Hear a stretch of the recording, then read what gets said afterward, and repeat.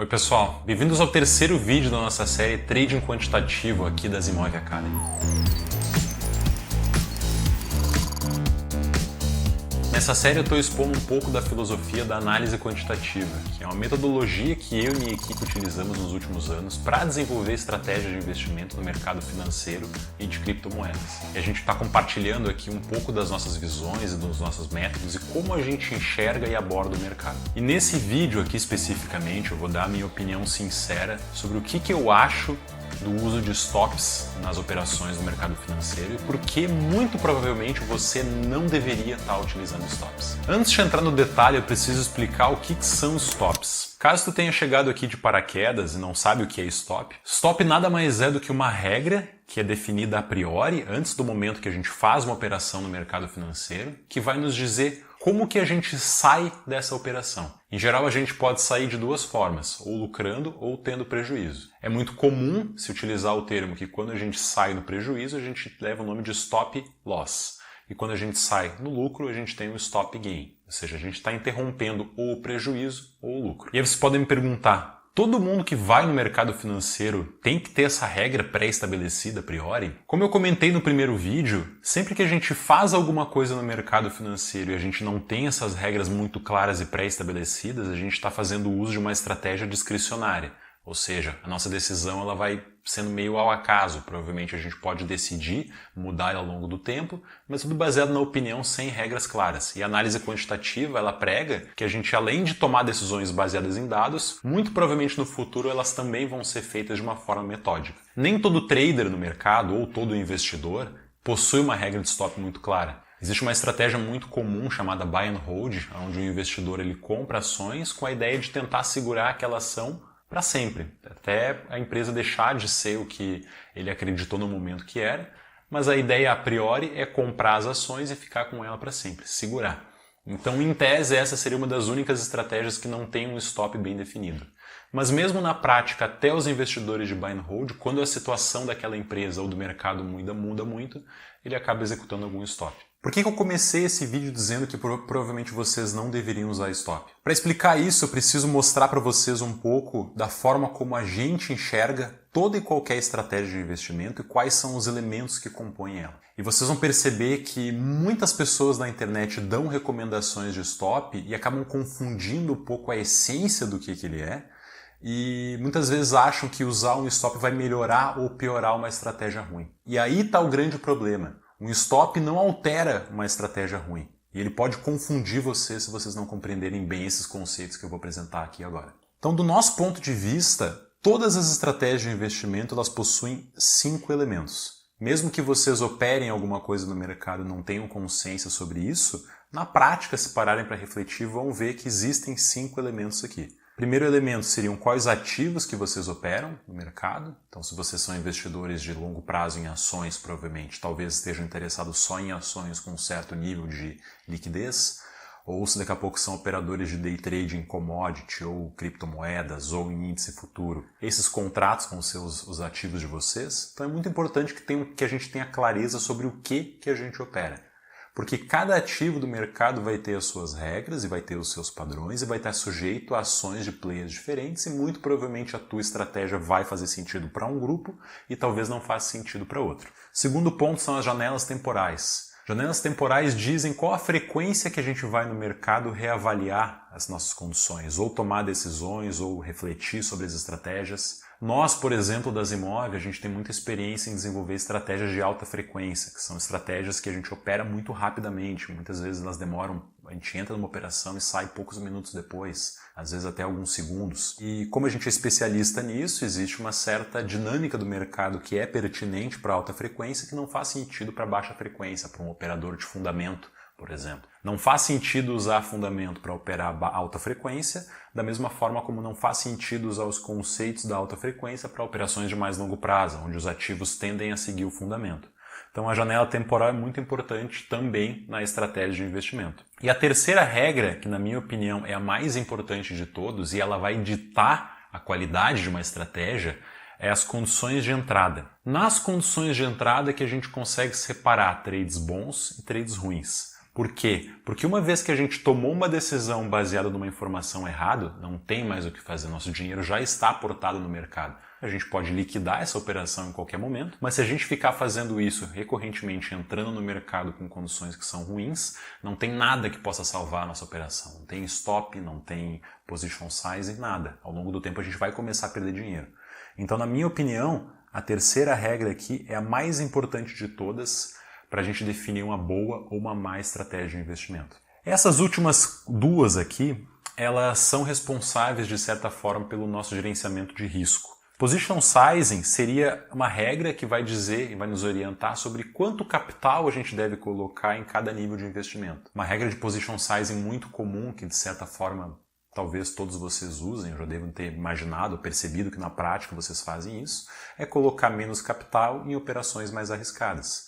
E a gente tende a fazer isso enquanto seres humanos, que é, não vou arriscar, vou colocar todos os ovos na mesma cesta, ou vou dar um tiro muito grande em uma operação que tem muito risco. Em geral, a gente coloca pouco capital em operações com muito risco e vice-versa. Isso, de certa forma, a gente está utilizando o elemento do position sizing. E, pela nossa opinião, é muito importante que o position sizing seja bem adequado para que a gente consiga fazer uma boa gestão de risco do nosso patrimônio, do nosso capital. E a última são as condições de saída, que vão ditar como e quando que a gente sai do mercado. E é aqui que, na minha opinião, está o grande problema. Tem muita gente na internet, no YouTube, em fóruns ou em vários lugares diferentes que ficam dizendo regras sobre o uso de stop. Use o stop quando o mercado cair X%, cair abaixo de tal suporte ou acima de tal resistência, não sei. Ou alguma regra específica que muitas vezes dá a entender que, na opinião de quem está dando essas opiniões, usar aquela regra vai fazer com que a estratégia ela possa deixar de ser boa ou ruim e melhorar a estratégia como um todo. Para mim,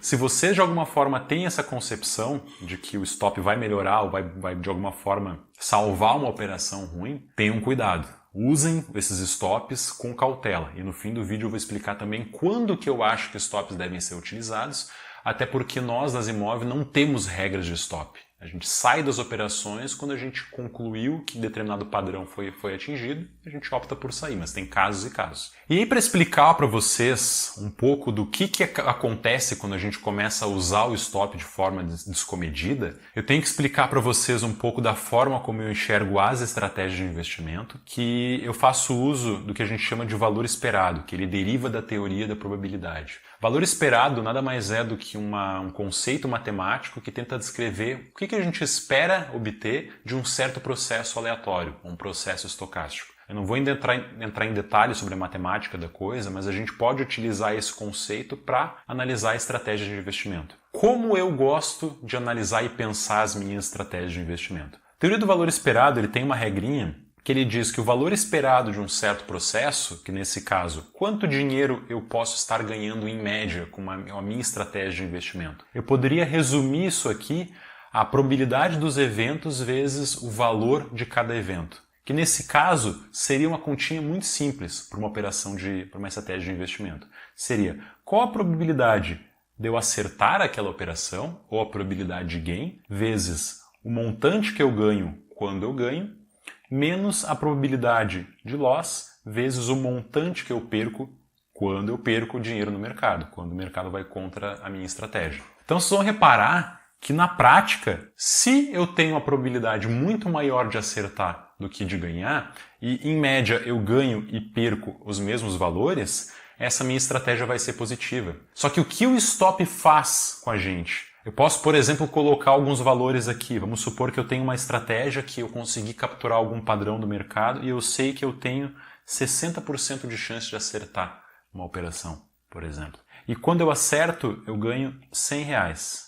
E da mesma forma, se eu tenho 60% de chance de ganhar, eu tenho 1 menos 60%, que daria 40% de chance de perder e também perco os R$100. Então o que seria esperado dessa estratégia aqui seria 60 menos 40. Então, em média, é esperado que essa estratégia de investimento aqui ela ganhe R$20 para cada operação que eu faço. Isso quer dizer que toda vez que eu fizer ela eu vou ganhar R$20? Não, Mas se eu executar essa operação e esse padrão muitas vezes no mercado a longo prazo, é esperado que em média eu tenha esse retorno. Se vocês conseguirem, inclusive, uma estratégia de investimento que acerte 60% das vezes, vocês vão ganhar muito dinheiro, porque isso aqui é bem raro de acontecer. Estratégias bem lucrativas, na verdade, muitas vezes ficam na casa aí dos 51%, 50,5%. Então é muito difícil a gente conseguir encontrar padrões muito fortes e a gente precisa aí repetir eles e gerenciar muito bem o quanto dinheiro a gente coloca por aposta, para que no longo prazo, depois de muitas operações, a gente consiga ganhar dinheiro no mercado. E o que acontece quando a gente começa a utilizar stops de maneira descabida?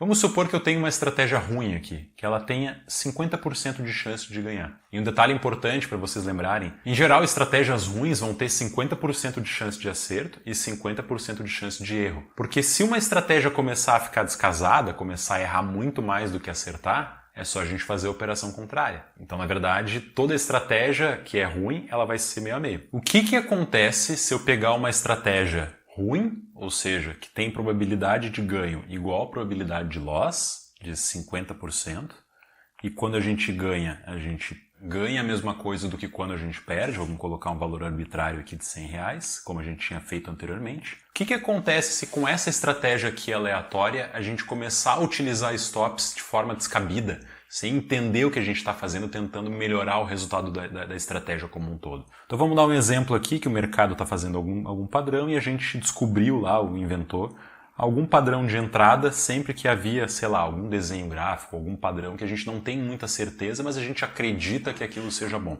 E a gente coloca a segunda regra. Isso aqui vai ter um stop gain de 1%, ou seja, sempre que o mercado vir aqui para cima, 1% acima eu vou sair da minha operação. E em contrapartida, eu vou estopar no loss em 4% aqui embaixo. O que vocês esperam que aconteça com a nossa estratégia que antes ela era igual, ela era simétrica e agora a gente atribuiu esse fator de desigualdade? O que a gente vai perceber quando a gente começar a fazer essas operações ao longo do tempo? Vocês vão perceber que é muito mais fácil a gente atingir 1% de alta do que 4% de queda. Por quê? Porque está muito mais perto, é muito mais fácil o mercado aleatoriamente chegar nesse 1% do que chegar lá embaixo, ao longo do tempo, fazendo centenas de operações. Então, no longo prazo, repetindo esse padrão muitas vezes, vocês vão perceber que a gente vai ter 4 vezes mais operações que saíram no lucro do que operações que saíram no prejuízo. Porém, é óbvio que a gente está perdendo 4 vezes mais do que quando a gente ganha.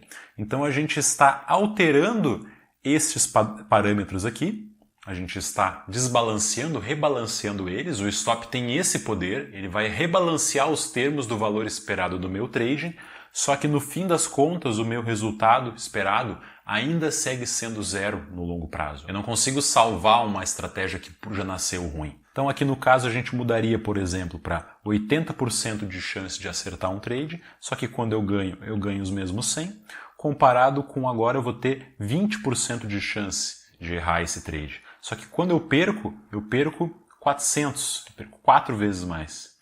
Então, de novo, o que acontece aqui? Aqui dá 80, aqui também dá 80, e aqui no fim a gente também tem zero. Então, reparem, é isso que o stop faz matematicamente. Vocês têm que compreender isso, é um padrão simples, tá? É uma coisa relativamente tranquila de se entender. E eu vou mostrar aqui agora no Python um pouco de algumas simulações que eu faço brincando com isso, mostrando o que acontece com uma estratégia ruim no longo prazo, se a gente fizer centenas de simulações e ficar brincando com esses parâmetros, da mesma forma que eu demonstrei aqui matematicamente no papel.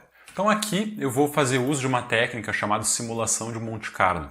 Nada mais é do que uma simulação onde a gente cria diversos cenários com probabilidades conhecidas e a gente vê a trajetória do que teria acontecido em cada uma delas. Simulação de Monte Carlo, caso vocês queiram conhecer um pouco mais disso, podem dar uma olhadinha no Google, não é algo específico do mercado financeiro, mas eu gosto de utilizar aqui e é uma das técnicas que também são utilizadas na análise quantitativa para tentar desenhar alguns cenários utilizando probabilidades que a gente já observou em dados históricos. Então vamos começar aqui com a nossa estratégia bem simples, que eu já havia comentado anteriormente, que ela tem probabilidade de ganho de 50%, probabilidade de loss dela de 1 menos probabilidade de ganho, e quando ela ganha 100, quando ela perde 100. Aqui eu fiz um pequeno código que ele vai fazendo centenas de trades, eu coloquei nessa variável aqui, eu coloquei 1000, vamos fazer o que acontece se ele colocar 1000 trades, e um capital inicial aqui de 10 mil reais. Então é isso, ele vai fazendo 100 mil trades dessa estratégia, que tem essa possibilidade aqui de 50%, e quando ganha, ganha 100, quando perde, perde 100. E assim por diante, a gente vai ver o que acontece se a gente fizer 1000 operações dessa estratégia. Então eu vou rodar aqui para vocês. Esse aqui poderia ter sido um dos cenários possíveis, aleatoriamente. Reparem que aqui a nossa estratégia ela ganhou dinheiro em um tempo, depois ela perdeu dinheiro. E eu poderia rodar isso aqui de novo, e toda vez que eu rodar, vocês vão perceber que as operações elas têm comportamentos diferentes.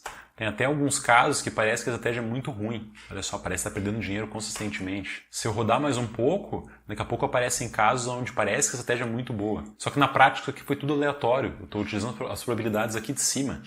Então tudo isso aqui são cenários aleatórios que não estão dizendo na prática se uma estratégia é boa ou não. Então para mostrar para vocês como é que teria sido um comportamento mais amplo dessa estratégia, eu vou fazer 100 simulações dessas 1000 operações e comparar todas elas de uma só vez. Então aqui embaixo eu tenho um código que faz isso, ele cria uma curva dessas e guarda numa variável. Cria outra curva dessas e guarda numa variável. E a gente vai ver o comportamento de todas essas 100 simulações, onde cada uma delas ele executou 1000 operações seguindo as probabilidades conhecidas. Então eu vou rodar aqui. Reparem que aqui embaixo a gente tem o que parece um miojo, são todos esses cenários. E reparem que na prática, por mais que tenha alguns casos aqui onde a gente tenha parado aqui embaixo, valor negativo, quase torrei todo o meu capital, ou eu tenha ganho bastante dinheiro, tem um caso onde eu quase dobrei, a grande maioria dos cenários ele se comporta no zero, porque matematicamente a gente já viu que o valor esperado dessa simulação é zero.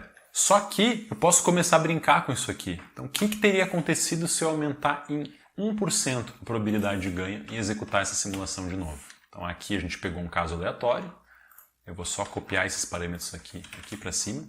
Por enquanto, talvez não esteja muito claro para vocês, mas para mim parece que ele já está um pouquinho acima da média, todos esses cenários. E se a gente começar a fazer mais trades, então vamos colocar que a gente faça, em vez de 1000, eu faça 5000 trades, reparem que já está começando a ficar um pouco mais claro que nossa operação ela é boa a longo prazo. Mas mesmo assim, com 51%, precisamos de 5000 trades para que quase todos os cenários fiquem acima do ponto inicial. E mesmo assim ainda tem uns caras perdidos aqui. Se eu coloco 60%, olha o que acontece. Todo mundo ganha dinheiro com muita facilidade. Então eu aumentei 10% a probabilidade de ganhar e em 5000 trades todo mundo sai no lucro. Poderia até voltar aqui para 1000 trades e a gente estaria vendo um padrão muito bom aqui de alta. Agora, o que acontece se a gente usa de forma descabida os nossos stops achando que a gente vai melhorar uma estratégia ruim? A nossa estratégia antes ela era aqui de 50. Nesse caso, como eu comentei com vocês, a probabilidade de ganho, se eu colocar um stop gain mais curto do que um loss, é de 80%. Só que um de gain eu vou ganhar 100, em comparação com um de loss eu perco 400. Então, na prática, a gente está no mesmo local que a gente tinha partido anteriormente. Então, o último ponto que eu preciso comentar com vocês é quando a gente deve utilizar stops. E nós aqui da Zimov gostamos de utilizar stops quando a gente conclui de alguma forma, seja ela de forma quantitativa ou às vezes até discricionária, que o mercado ele não está mais seguindo o padrão que a gente tinha percebido a priori. Pode ter acontecido algum grande evento, muitas vezes alguma notícia muito relevante que impactou o mercado, a volatilidade do mercado cresceu muito.